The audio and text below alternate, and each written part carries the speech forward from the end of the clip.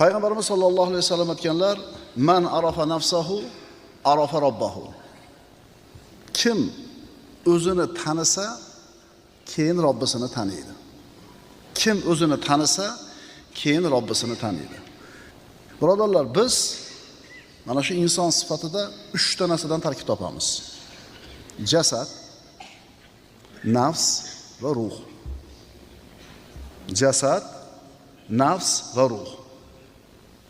Jasad bu kiyim ki nafsga kiydirilgan. Ruh, ulamolar aytadi, Alloh tomonidan berilgan quvvatki nafs jismning ichida, jasad ichida turganda uni harakatga keltiradigan quvvat deydi.